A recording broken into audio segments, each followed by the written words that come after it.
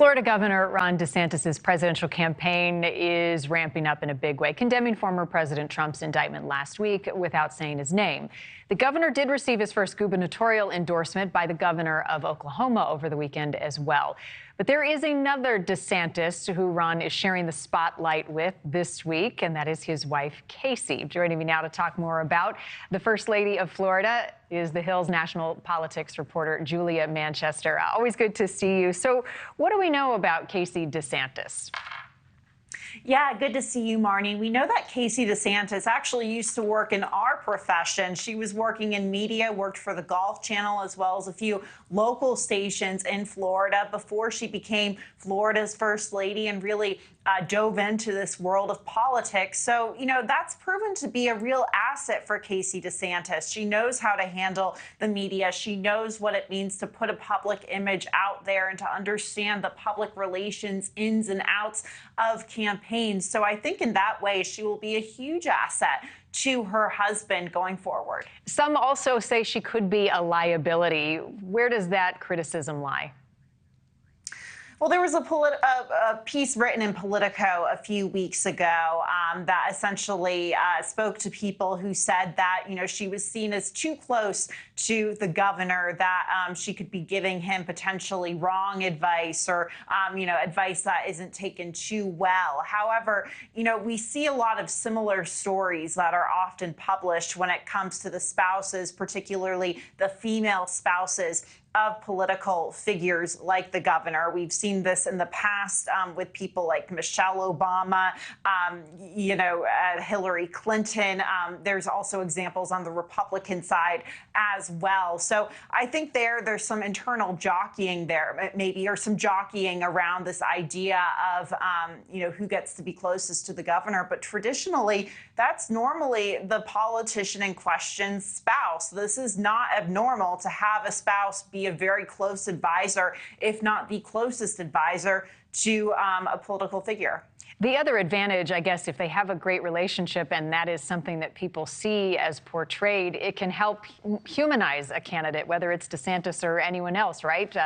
The family side, the personal side of someone running. Absolutely. And Casey DeSantis has already very much shown that personal side. In 2021, she was diagnosed with breast cancer, and she's now cancer-free. She was declared cancer-free, I believe, in 2022. However, she spoke about that experience in an ad during the governor's re-election campaign in 2018. That was a very emotional ad, and talked about how the governor was a good father to her children and helped her out during a very tough time in her life. And of course, all of this comes as Ron DeSantis himself has gotten some criticism from critics who say he's maybe not warm and friendly or not personable enough. So, there's this thinking that maybe having someone like her out in front as well could help him with that image issue. However, that's obviously, coming from critics. We do know that oftentimes spouse, particularly a female spouse, is sort of used, to soften up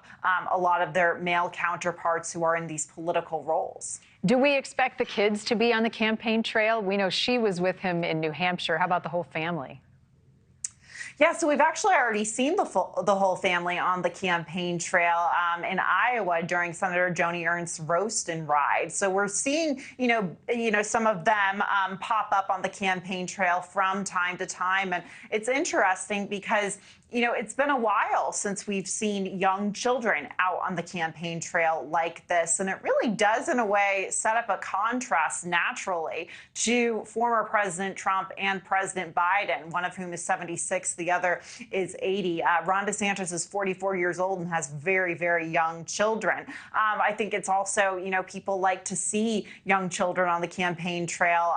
They like to see that family persona. So we'll see, how often they bring their children out on the campaign trail, but we've already seen them out a bit so far. Yeah, a family affair. And I think it's kind of funny. She weighed in on the pronunciation of the Florida governor's last name, their last name. What more did she say to clarify how people say it and how they say it? Well, I actually didn't hear that yet, Marni, so I can't really comment on that. But it's interesting to see her and the governor asked that question. We know that former President Trump has been using it to attack the governor, and it's been getting some media attention in terms of how they pronounce it. So it's funny to see that they're getting asked about this and how it's turned into a bit of a story. I think the debate is DeSantis or DeSantis. DeSantis, yes. Julia Manchester, national politics reporter for The Hill. Thanks for having some fun on this.